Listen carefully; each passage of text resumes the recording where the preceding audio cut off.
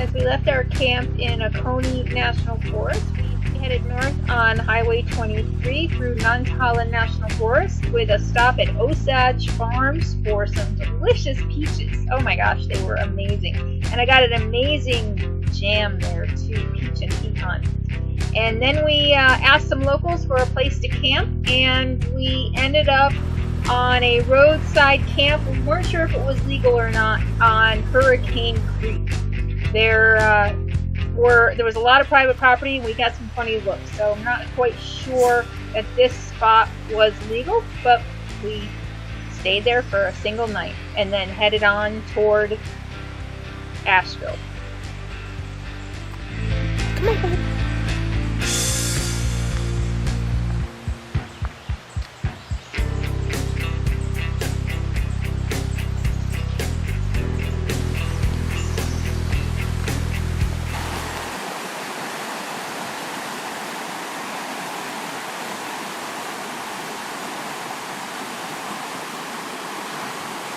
Smoky Mountains. Come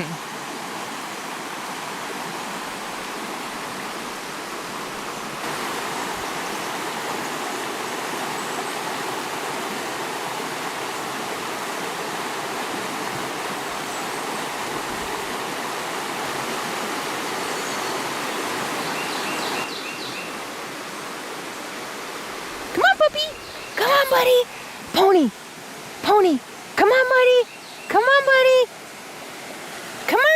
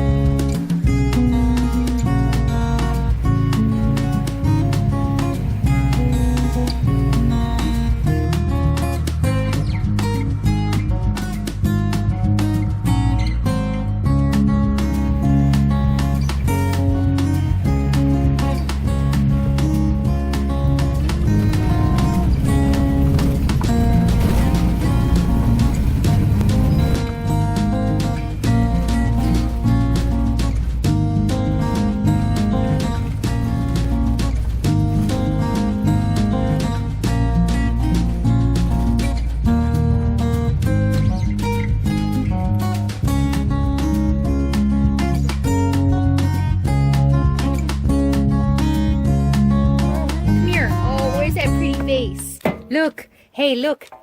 Say hi. What is that? What is that? What does freedom mean to you? What is freedom? What is freedom?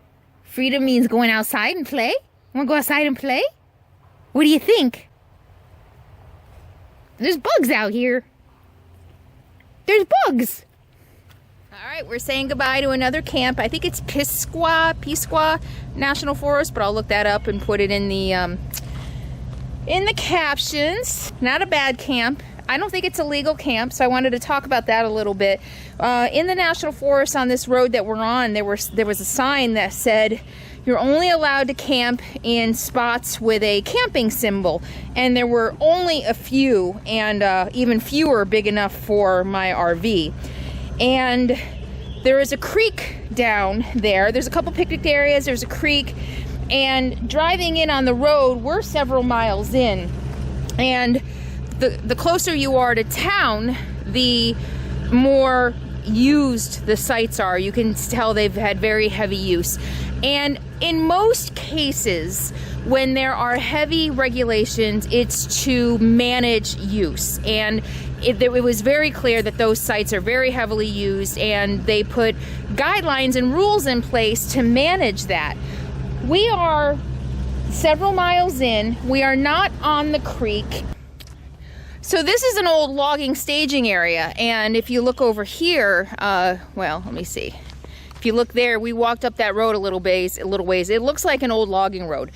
But we decided to take a chance, even though there was no sign here that said it was okay to camp.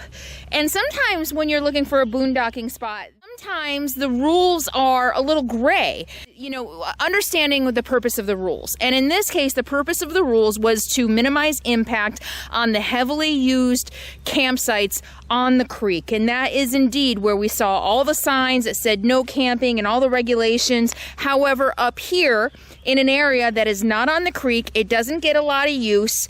The impact isn't going to be as great. And so we thought even if a ranger did come by, we would probably be okay. I'm not advocating breaking rules, breaking laws. I'm just saying that as a boondocker, for me, sometimes I have to weigh my options. Am I breaking a rule, maybe even a law, just to get my way? Yeah, you could argue that. You could also argue, and I've thought about doing a video on this, you know, about what laws and rules are really for. And, you know, if rules and laws are to protect the public good, which is really what they should be, then what harm am I doing by being in a spot up here? I'm not doing any harm up here at all. You know, of course, I guess people could argue that. People can argue anything, and maybe I could even argue with that. I did the boondocking do's and don'ts, and I talk about leave no trace. It could be argued that I am causing harm here. I would disagree. Most people here are camping on the creek down below. This has seen, you can tell, this has seen very little use, and it's already impacted.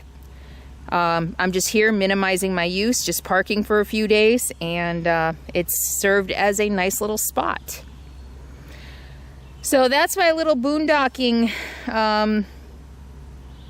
the anatomy of finding a gray area, legal, permitted boondocking spot. And Bob and I talked about this. Bob's got years of experience doing it, and if a ranger came by, we both suspect the ranger probably would have said we were fine. If not, just said you had to go. And we would have left. But 3 days here, and no one seemed to mind us being here. And it is a heavily traveled road down below us.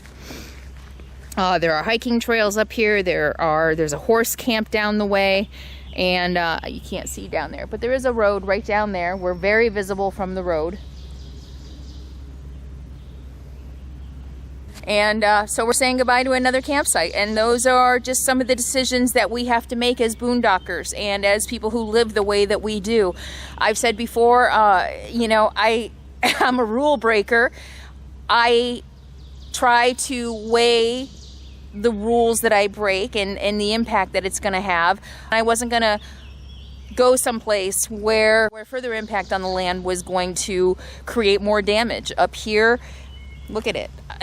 You know, I mean, it's already pretty impacted by the logging, and it's not seeing a lot of current use. So I didn't feel too bad about breaking this rule, and that's just a personal choice. And we can all make our own personal choices, and we can all choose to make impact where we want to impact, break the rules, follow the laws that we follow. I'm just going to say that. I'm going to get a lot of crap for this. C'est la vie. All right, until next time, be happy, be free, be safe, be kind. See you soon. What do you think? You want to go? You want to go?